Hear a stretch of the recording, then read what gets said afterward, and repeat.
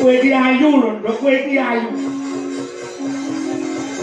Kowe nang desa kene iki diarani kembang desa. Nek diarani kembang desa iki tegese wong sak desa kuwi ayu dhewe kowe lah. Kanca-kancamu sekolah wis mondong anak siji. Mondong anak loro. Lah kowe sak yaine urung krentek, urung duweni sedya palakrama jane apa kowe pengen rabi ngenteni aku mati lho dhisik. Oh, kowe iso iki.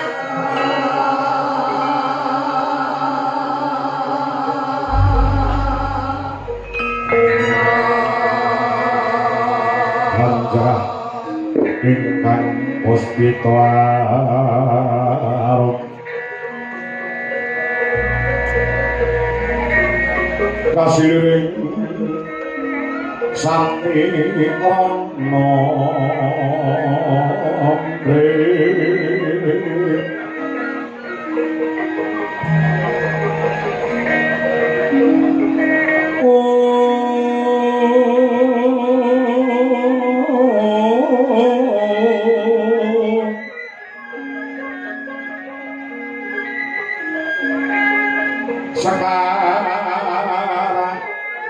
gaduh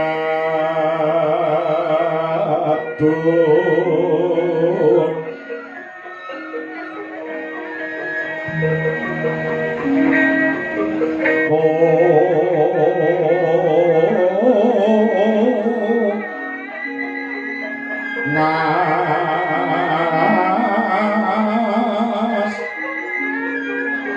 gandanyo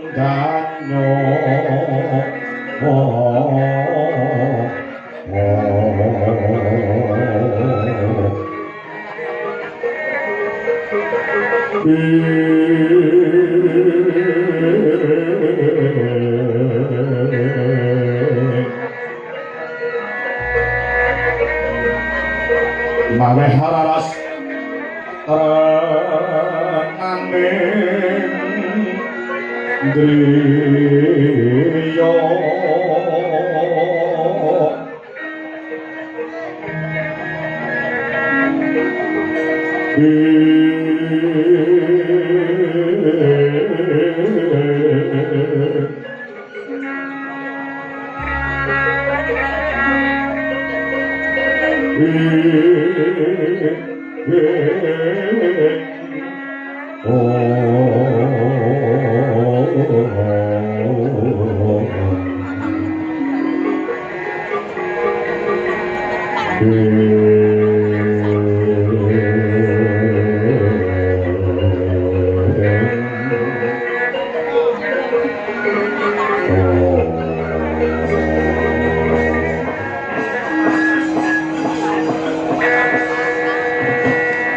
layak to layak ketisu prenjake padha ganter jagung itu karo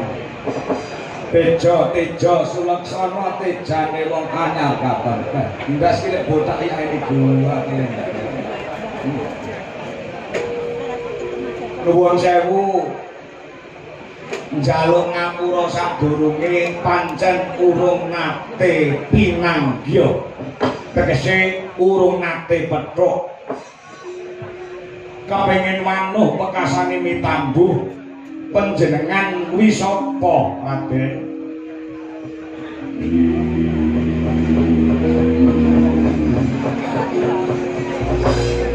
Penemban nderek tepung Anggradewana dina samangko aku njaluk pangapura tumeka ning pratapan Cemara Gading tanpa kabar marang panjenengan sang Penemban Begawan Jayeng sabdo nuwun sewu sak blebetan kaya nanti weruh nanti semerep wonten ing layar kaca sampeyan ki sapa satriya Pringgondani Raden Gatotkaca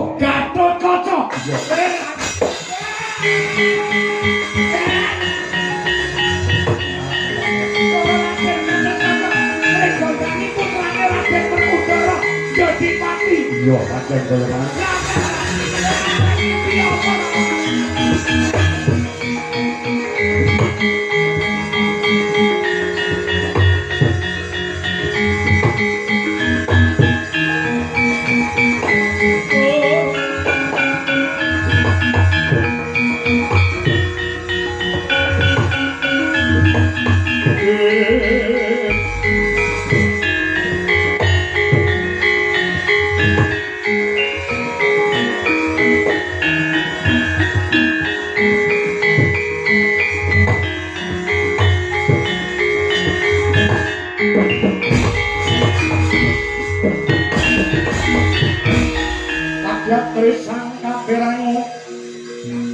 Tari nangkul kinempet-kempet dosan ngarat naning dawono dosan ngarat naning dawono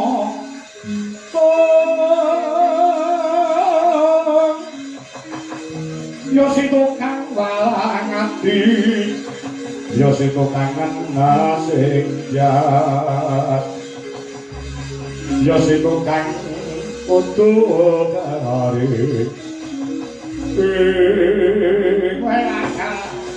boten nyono boten ira paduka Raden Gatotkaca nyuwun pangapunten menawi kula kirang tata krama kirang uda negara panjenengan ratu wonten ing Pringgondani kiranging tata krama udan negara kang sarta unggah-ungguh kula nyuwun pangapunten ora dadi baya mengapa bener pancen panjenenganmu sadurunge urung tepung lawan aku kula niku pun ngikuti panjenengan wonten ing donya semu menika kula ngikuti panjenengan mila kula ngertos panjenengan rumiyin nalika isih umur setahun nalika semanten dados jagone para dewa iso mateni ratu Inggiling Wesi Prabu Kalawarsana lan mati Seki Putantra niku ing ngatasé panjenengan jek umur setahun iso ngalahake buta sekti-sekti Mandraguna Prawira Jayamalagan yo pancen kanyatane kaya mangkono landalah sugeng tindakipun yo penemban les kala prataku ora nyandung sandikala Sawijaka takdim kang saletak ing tampan ana penemban nggih, sampun kula kampi andhetaken simating gesang kula. Napa nuwun sewu panjenengan badhe nglamar anak kula wedok niki? Bosip. Nek dikersane sakniki monggo dipun beto kemawon. Pancen kula ndang pengen duwe mantu, saya duwe mantu Raden Gatotkaca. Lah kaya apa bungane manah kula? Bobo mbok aja ngono aku isin lho kowe ngomong ngono. Kaya aku ora payu-payu. Menengan to tak duweni bojo tak pekangmu ora. Ora gelem usaha dhewe.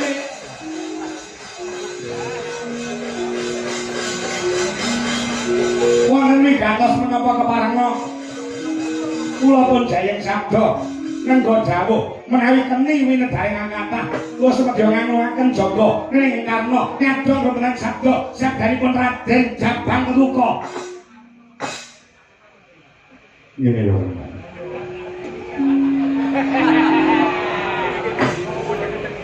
Ingkang ongkos pisan. Tekaku oleh pertapan Cemara Kandang, Cemara Gading. Kepingin panuh lawan panjenenganmu nderek tepung nyambung silaturahmi. Nggih.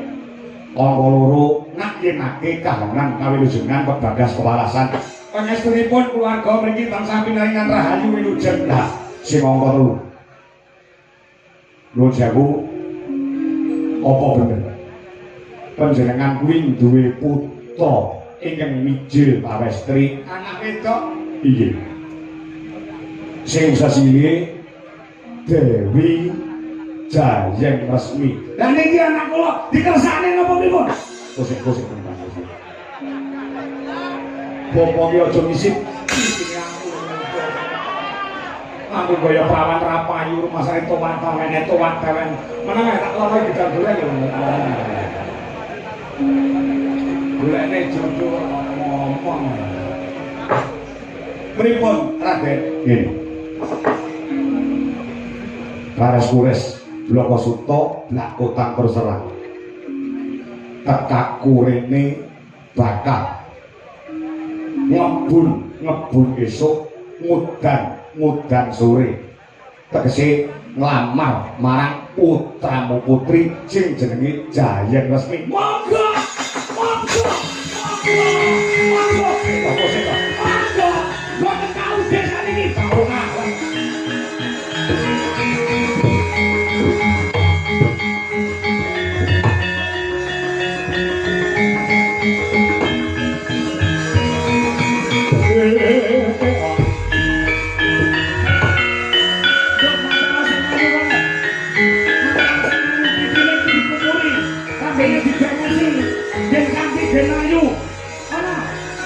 Pokok aku yang ini biasa ini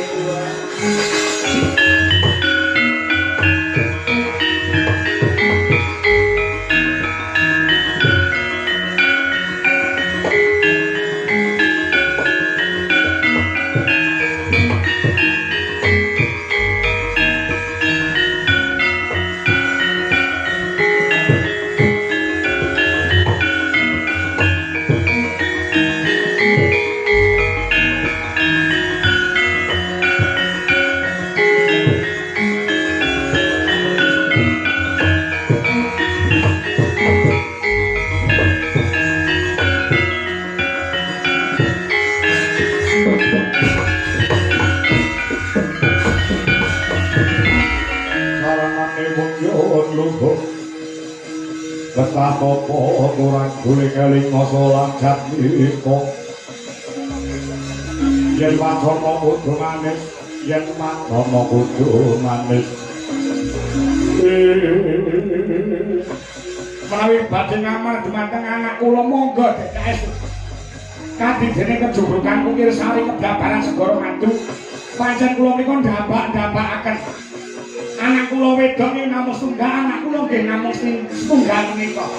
kula pengin duweni mantu kepengin gendong putu kasampun paduka tindak mriki menawi badhe dipun lamar panjenengan Raden Gatotkaca kula tampi sak menika ugi Gusti aku tak matur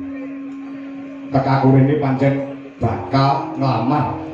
putramu putri si Jayeng Resmi lha nggih ning ora nggo aku lho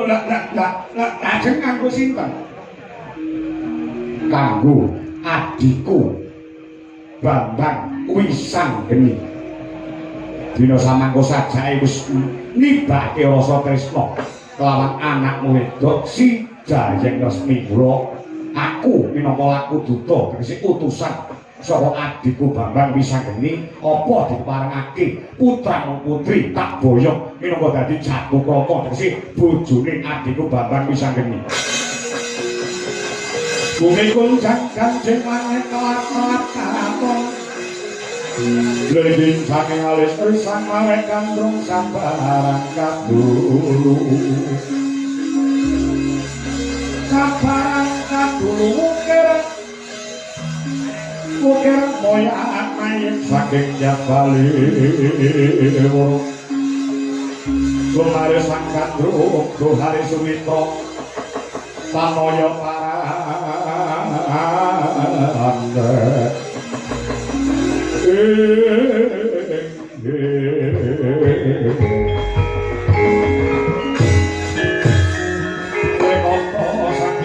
Koco di pengamat mapakan oh suko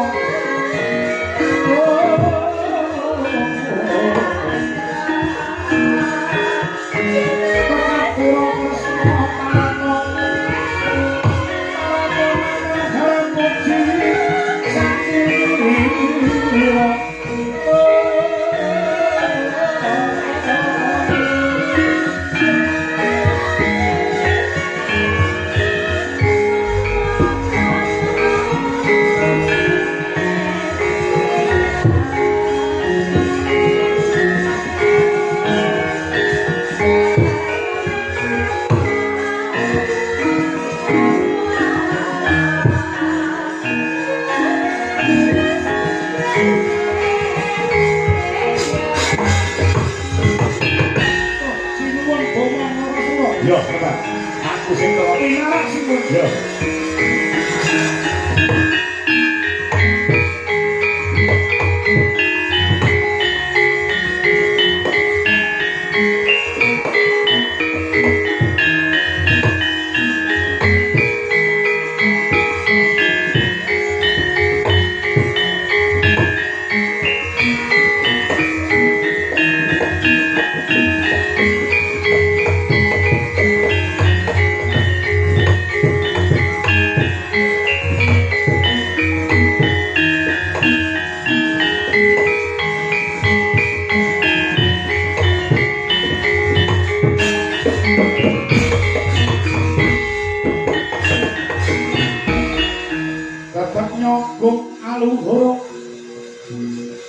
dasar gagah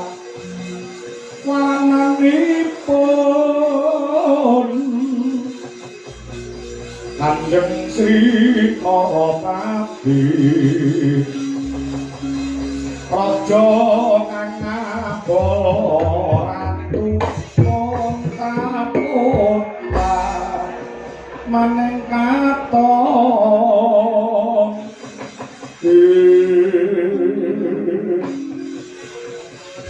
Caramu paduka sinuwuning Praja Tresna Prabu Bhamantarangkasura kula ngaturaken sembah pangabekti mugi kunjuk sandhap padha paduka sinuwun ya Rembang Begawan Jayeng Sabdo wis sak tampa bener sing akaya bungah ana telenging manah ora liwat pesuwe tampan ono piye kula mundhi saengga jimating gesang kula sinten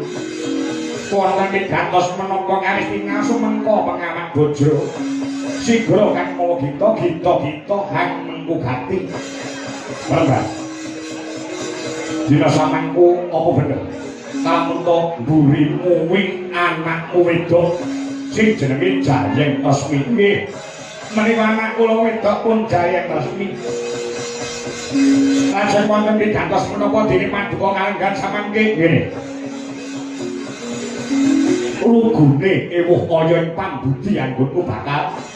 matur ana ngrasaning sang penemban Begawan Jayeng Sabda jalaran Bromo Nrakasura kuwi wis duwe pacangan utawa duwe bojo ya kuwi Yayi Hak Nyanawati mung bae penemban sawise dadi mantep lawan Yayi Hak Nyanawati nganti sang yahene aku durung bisa atut tegese Yayi Hak Nyanawati iki durung gelem ngadeni aku apa mestine wong wadon nyang wong lanang kuwi bojoku paring dawuh utawa matur kelawan aku Hak Nyanawati kandha lawan Bromo Nrakasura dhewekne gelem ngadeni sakataning wong wedok nyang wong lanang ning makon syarate kudu diwayuh utawa aku kudu rabi meneh utawa leh rabi kuwi kudu karo putramu si Jayeng Resmi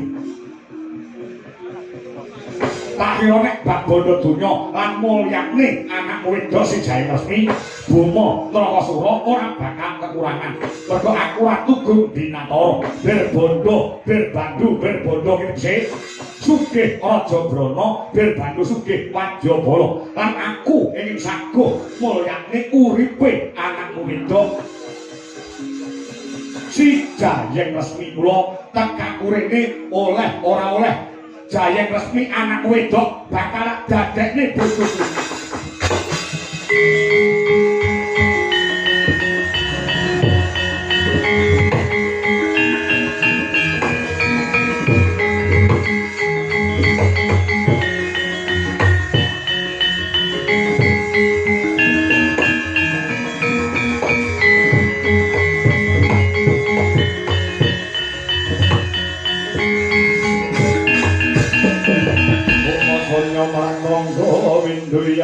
amun-amun